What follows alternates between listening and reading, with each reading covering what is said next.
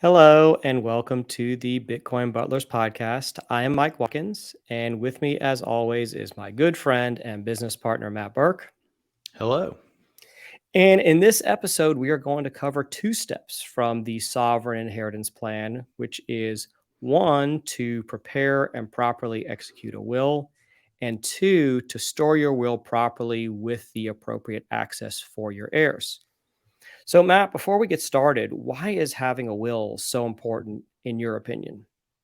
Well, there's a number of reasons. I think the first one is so that you have some confidence that your wishes are going to be implemented after you're gone. So it gives you a tremendous amount of power in that case where you are telling the executor of your will and the court system and whoever else that this is what I want to have happen to my estate when I'm gone. So I think that's one. Because the alternative to that is that the probate court is the one that decides on your behalf where your assets go.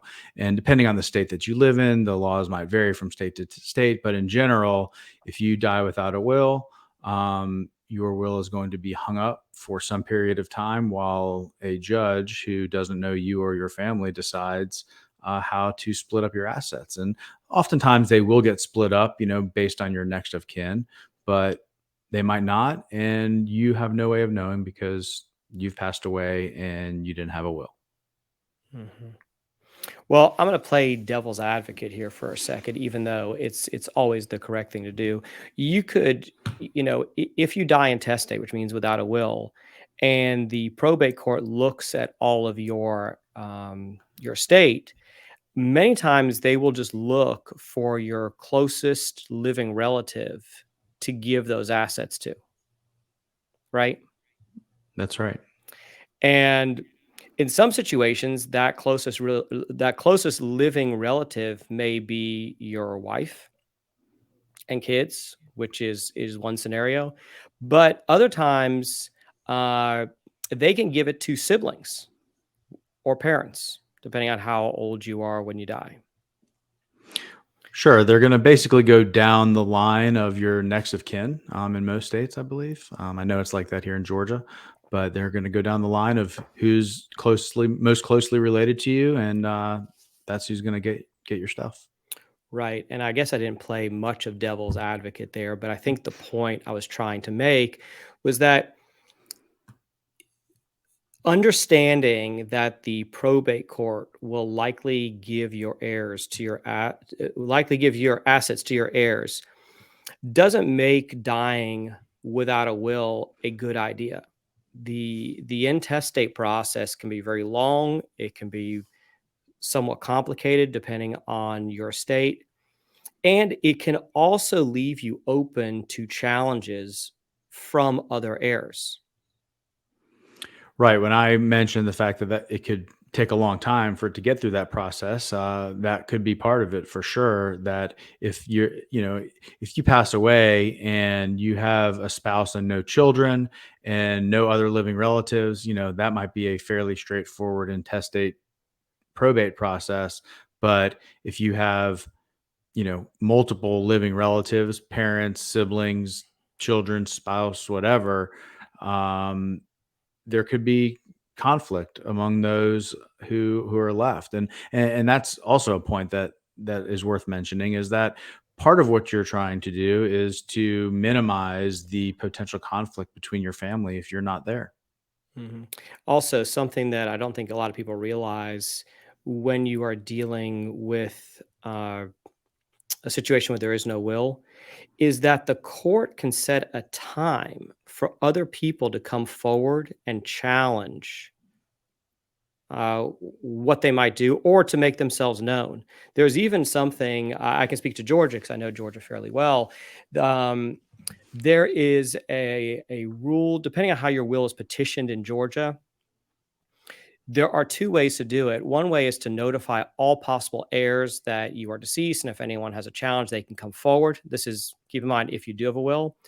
And then there is something called to petition your will in common form, which means that the heirs do not have to come forward and do anything. However, there is a 4-year wait in order to distribute the assets. And this is even if you have a will. So if people were to hear, well, if I die without a will and it's just me and my 2 kids and I don't really need to do anything, the court's going to get it and they'll distribute these assets to my heirs. And what's the point of going through a will? The reality is that actually might happen, that your assets will go to where you want them to go, but you don't know how long your heirs are going to wait, and in some situations it can be years.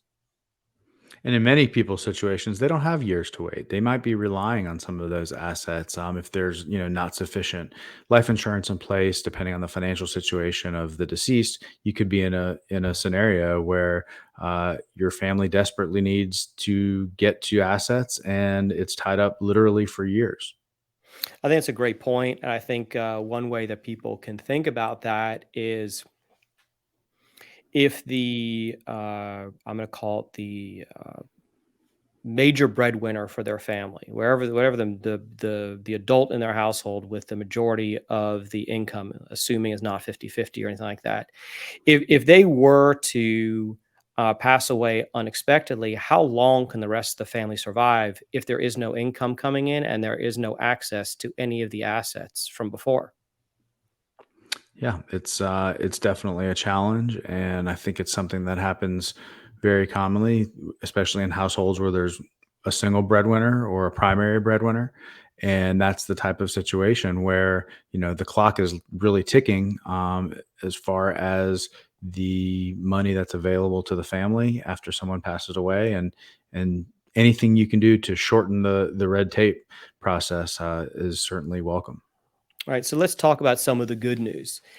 So, wills don't have to be overly complicated or expensive. You could actually go online and find a will that is perfectly usable.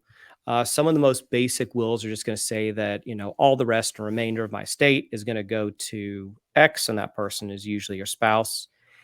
So you don't have to have an attorney draft that. You don't really have to have anything that's particularly sophisticated. Doesn't have to have certain language, but chances are, if you're watching this, you have access to the internet, and there are a number of wills that you can get or find for free on the internet. There are also a number of internet services like a LegalZoom, where you can get a will for $100 or less. What you do need to watch out for is that your will is properly executed. Right, and let me back up and let's start with our disclaimer, which is that we are not estate attorneys. We are not attorneys. We're not giving any legal advice.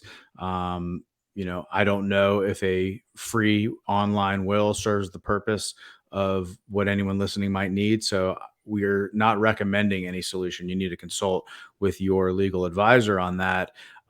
But at the same time, there are solutions that don't require you to have to go through any really expensive or complicated process. And I think you were just starting to talk about LegalZoom, so keep going from there.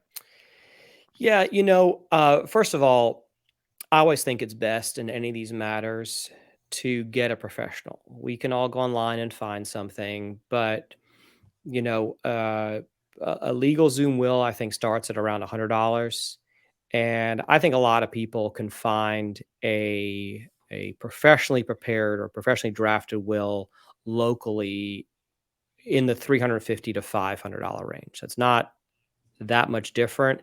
And when I say that 350 to $500, I mean drafted by an attorney. And that attorney should hopefully make sure that that will is properly executed. Now, one thing I do want to put as a disclaimer here is that you do need to be careful whether you are downloading a document from the internet or whether you're finding an attorney. Just because you use an attorney doesn't mean that you are bulletproof. And obviously, if you download a document from the internet and use it as a will, I don't think anyone should assume they would be bulletproof with that. So you still have to use good judgment in this process, but you don't need to find the best or most expensive estate attorney you can. Most people's estates are not particularly complicated, and just having a competently prepared will and, of course, correctly executed will make an enormous amount of difference. And I would even say that it's a bit negligent uh, to not have one in place. Yeah, and maybe let's talk a little bit about what we mean by properly executed. And again, this is a very state specific thing where every state is going to have their own rules as far as how things need to get executed. But generally speaking, you're talking about a will that's been signed in the presence of two witnesses, that has the appropriate supplementary affidavit so that a notary can make sure that the witnesses have properly witnessed the will. And I know in Georgia they call that a self-proving affidavit, so that you have the document that shows who the witnesses are, that somebody verified that they were the actual witnesses, and doing all of these things, in whatever state you're in, signing, witnessing, and having a notary attest to that is really an important step when it comes time for the will to actually be needed. Because if it's not properly executed, the first thing that may happen is it's going to get caught up in probate anyway, which is what we're trying to avoid. Exactly. The execution of the will, I would say, is just as important as the content of the will, if not more important, because you can have good content and poor execution, and your will be essentially invalid by the court.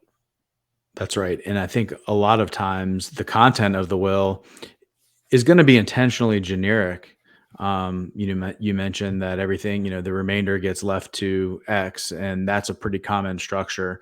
It's not gonna, the will itself is not going to list out every single one of your assets and where they are, which is what we talked about in the last episode. That's why it's so important for you to do that, and to keep that updated, because the will is really just a way for the court to know that you had last wishes and you want them to be carried out the way that you intended.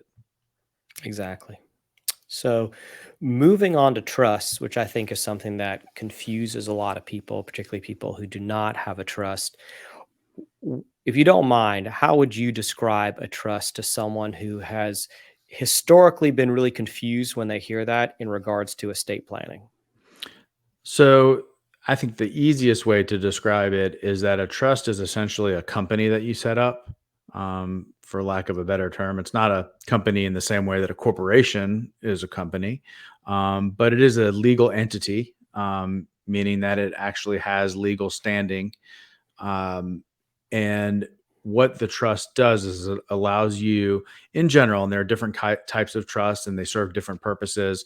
But for the purposes of this discussion, we're really talking about putting your assets into a trust to establish that kind of uh, chain of custody between you and your heirs down the line. So what you're doing is you are placing your assets into the possession of this legal entity, and then you're setting up documents to be able to say, okay, these are the people that are in charge of the assets that this entity owns. And here are the limitations under which they can access and distribute those assets. And so it gives you the ability to kind of uh, more specifically split up assets between people that you want to leave them to when you're gone. And the other piece of that is, these are typically designed for folks that have a higher net worth or maybe a more complicated Mm, asset structure, where you can't just say, okay, I'm going to give half to one kid and half to the other and be done. It's, you have uh, a lot of assets and maybe non-traditional assets, and you want to make sure that those are getting distributed outside of the probate court. right. And the trust can also help you control those assets, even if you're not here, meaning the assets can stay in a trust, and maybe instead of distributing, let's just say you have $10 million dollars and you want to give 5 million to your wife and 2.5 million to each of your kids. But You don't necessarily trust your kids to get $2.5 million when you're not here to monitor them, et cetera. So you can set something up in the trust where maybe they get, I don't know, make something up, $100,000 a year for X number of years, where you don't let the trust give them all of the estate at one time. And there are a number For of other sure. reasons why you'd want to do a trust. But Yeah. I think for the purpose of this, most people are going to do it, are going to get into very lengthy discussions with their estate attorneys, and that's fine. So I think we can move on to storing your will, which is surprisingly Well, hang on one not second. so popular. One last thing I wanna mention about trust is that when you set up a trust, the most important thing about setting up that trust is that you fund it properly. Mhm. And um, otherwise, you're just setting it up for no reason. And this is a very common thing where people go through the effort to put the trust in place, and they set up all of the um, trustees and beneficiaries and all of the things that you need to do, but then they don't properly move their assets into that trust. So you have assets sitting outside of the trust with a trust that's telling you how to distribute the assets in certain circumstances, and that's just, we that's the equivalent of having the biggest best safe you can buy and storing your valuables on top of it. Mhm. And one of the reasons I think people don't get around to funding that trust is because it can be a nuisance. It can be a real headache to do it, especially if you're trying to do it yourself and have it not being done by a professional. For sure. All right. Well, let's keep going to storing your will. Right. So this was one that I'm surprised is such a problem for people. I'm surprised it's such a thing that we would actually, this just would not be kind of common knowledge. But surprisingly, if you were to go around and ask people, do you have a will? And maybe half the people you ask will say yes. And then you could ask them, well, where do you store your will? And that's when you get some really creative answers. And the the simple answer to where you store a will is in a safe in your home. It's really not any more complicated than that. People try and come up with some more complicated ways to do it, which we're going to go over here in a second. But really, the simple answer, if you're not going to listen to any more from here forward, is just have a safe, which was rule number one. And then when you have your properly drafted and executed will, make sure you put that will inside your safe and make sure your heirs have access to it. Yep. And with that, let's talk about some of the places you want to avoid. And I know in your last example, you're talking about a trust, and you can set up, you could buy the heaviest, biggest safe in the world, and then if you don't fund that trust, it's similar to not putting your will in that big safe. And I actually have a friend who has a safe, and I asked him recently, where do you keep your will? And he keeps it in like a drawer. And the reason is they never learned how to use their safe. Right. So when I ask people where they store their will, I would say the home safe is an answer that I get, but it's probably, I would say, maybe 10 to 20% of the time someone says that it's in a safe in their house. The most common places that I hear are file cabinets, um, safe deposit box at the bank with my attorney, um, in some sort of drawer or storage bin type of uh, location. Those are the most common ones I hear, um, and I can tell you that other than the answer, I store it in a safe in my home. Um, the other solutions are not the best practice when it comes to storing your will. They're actually not good at all. So let's destroy them. Let's explain why they're a bad idea. So the one that I think is kind of interesting is because it's a bit counterintuitive, is that people think that storing their will in a safe deposit box in the bank is the safest place they can put it. And in reality, it's not really a safe place at all because, and you've got a really good example that you use for this. So I'm gonna let you finish this one off with your chicken and the egg example. Well, yeah, the reality is that if you store your will in a safe deposit box at the bank, um, well, first of all, the first issue there is access. Banks have limited hours. So if something happens and you need to get to the will, um, and if it's a weekend, if it's a holiday weekend, whatever it is, um, if the bank isn't open, you're not getting to the will. So that's the first piece. The second one is that most banks will allow the executor of the will to access the will that's in the safe deposit box. But it's the original copy of the will that establishes who the executor is. So you can go to let's say that you're the executor of my will and I pass away and I'm keeping my will in a safe deposit box at my bank, and you go to the bank and you say, "Hi, I'm the executor of Matt Burke's estate and I'm here to access the safety deposit box." And they say, "Okay, great. Well, show me the copy of the will that establishes you as the executor." "Oh, well, it's in the safe deposit box." You're now in a loop that you can't really get out of, because it's the chicken and the egg scenario where your authority to access that safe deposit box is established by something that's in the safe deposit box. And so that's something you really want to avoid. And banks, because they're dealing with legal documents and they're dealing with people's assets, they're not just going to they're certainly not going to take your word for it, and they're not most likely not going to take a copy of the will as something that works for them. Sure. And also, something to worry about is when if you say to the bank, I need to have access to the safe deposit box because my spouse just died. Well, as soon as the bank hears that, they can just lock that account, which is something we talked about in an earlier episode of making Yeah, sure they'll you just have freeze it. beneficiaries there. Yeah, they'll freeze it. So you can't get in at all. I mean, look, there are always ways to get in. You can go to courts, you can go fight legal battles, but something to keep in mind as we're talking about this, we're talking about fighting legal battles. Legal battles are really expensive, really, really expensive. The And attorneys slow. are very slow, very, very slow, very expensive. And your heirs may not have the money or the time to comfortably go through this process, regardless of what your assets are.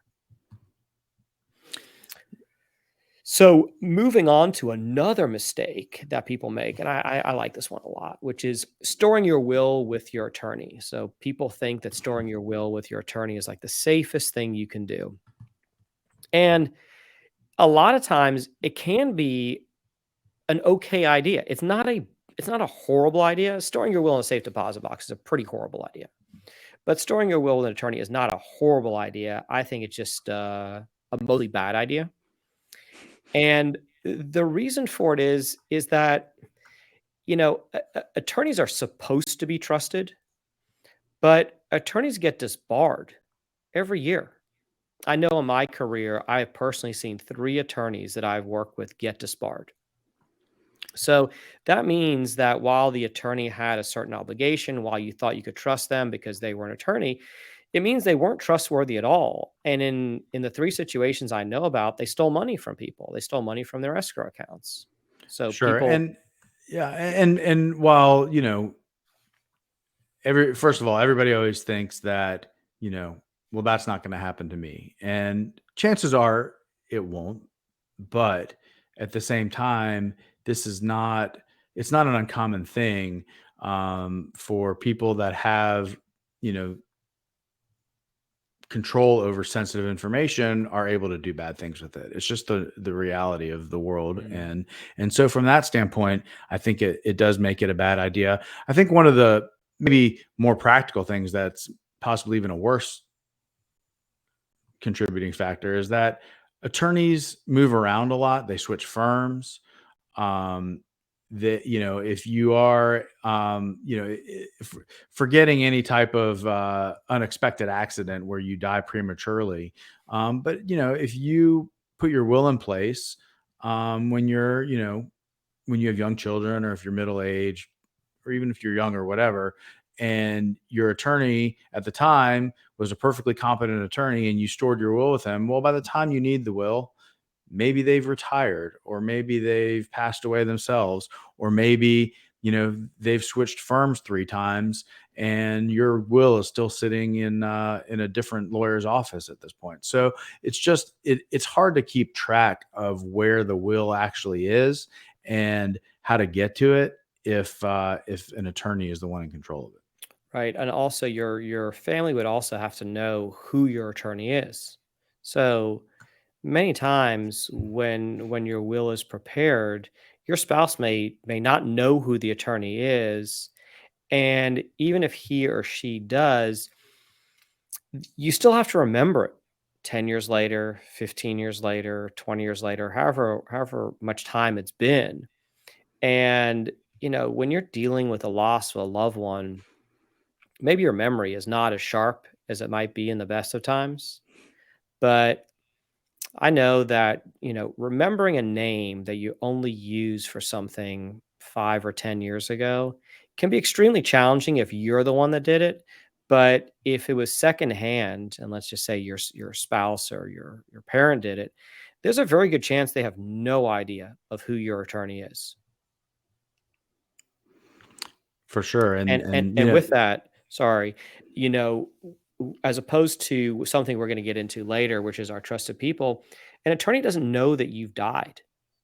They don't know that you've passed away and that, upon your death, they're supposed to reach out to these people. They don't have, there's not like a computer system that notifies them that one of their clients who they wrote a will for has passed away. It's Sure. either, in some situations it may be a family friend, and that'd be a little different.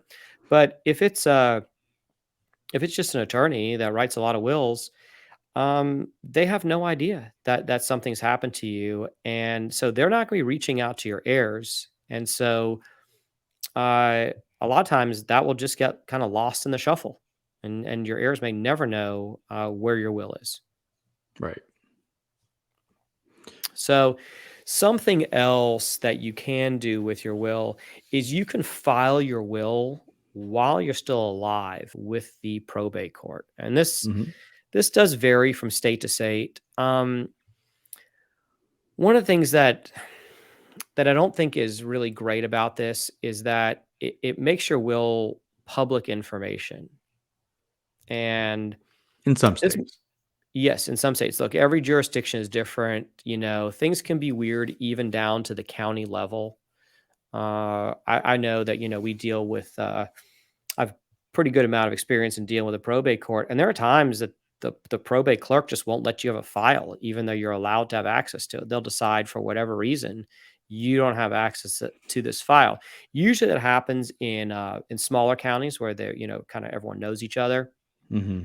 But you're still at the mercy of depending on the county and depending on their systems, et cetera, et cetera. You still may be at the mercy of a clerk, but also if someone knows you have your will filed, and they can simply just go down the courthouse and look it up. Right. And even though the laws of the state that you live in might make that will private until you've passed away, um, that doesn't mean it's truly private, practically speaking. Somebody can get their hands on it if they want to. And really you know, like you said, if you live in a smaller, maybe rural setting where everybody knows each other, you want to make sure that nobody's going to get into your business before the time is right. But that's one of the things where uh, in some situations it might make sense to just have it filed in a state where it only gets revealed after you've died, and speeds up the process. But uh but that's really on a case by case basis, and it's got to be a kind of specific need to do that, I would think. Yeah, and I would say, look, if you're listening to this podcast and you're really interested in implementing a sovereign inheritance plan, you're not looking to take a lot of shortcuts. You're not looking to cut a lot of corners. And so the simple thing to do is to go and get a professionally drafted will, make sure it's executed correctly with a reputable attorney, and when you're finished with that, put it in a home safe and something we're going to get into later, which is also making sure that your loved ones can get access to that safe. That's right. This is not super complicated. It is, I don't want to say it's just common sense, because I don't think it's just common sense. I think it's something you do have to learn. And I think that, going through, even though you and I both have sort of a financial background, financial education background, it's not something that's really brought up much. It's something pretty specific that you have to learn about in life. It's just not it's not common knowledge that you put a will in a safe. And like I said, even friends of mine who are extremely successful uh, aren't doing what they should be doing. Sure, and I know I've mentioned this before. I mean, I have friends who I consider to be extremely sophisticated professionals, that even though they've taken the appropriate steps to be responsible, the execution falls short because because they've done things that go against some of the things that we're saying in terms of where it's being stored, and how it was executed and all of those kinds of things. So it's not difficult to do, but it just takes some education and somebody that is knowledgeable to help you do it right. And if you just take that little bit of extra time and consult with the right people, um, you're going to save yourself and your family a lot of headache down the road.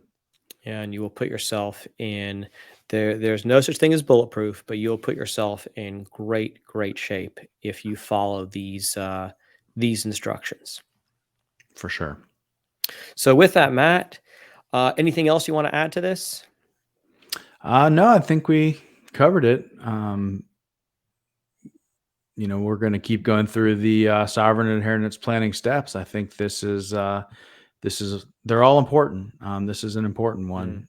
It's one of those that is it's very important, and it's very easy to do right. But it's also easy to do it wrong. So you just want to make sure you know what you're doing, and if you don't, that you get somebody to help you. Right. I would say if there's only, we have 14 steps in the sovereign inheritance plan. I would say if you're only going to follow 3 steps, if you say, listen, I'm not going to follow all 14, just give me the bare bones of what I need to do. My answer, my personal answer, and yours might be different than mine, is get a safe, get a will, put your safe, I'm sorry, put your will in the safe, and make sure your heirs know how to get to your safe. Pretty simple. I would agree with that. Yeah, that's critical. Great. So, if you don't mind, where can people find us? So we can be found on Twitter at BTC Butlers, our website, btcbutlers.com. Our email is info@btcbutlers.com. You can DM us on Twitter. If you are watching this on YouTube, please subscribe to our YouTube channel. Or if you're listening in a podcast, please subscribe to our podcast wherever you're getting it from. And if you have any questions, or if you need help with a sovereign inheritance plan or implementing any of the best practices for Bitcoin owners, feel free to reach out. We'd love to help you. Excellent. Thank you, Matt. Appreciate it. Thank you. Bye. Bye.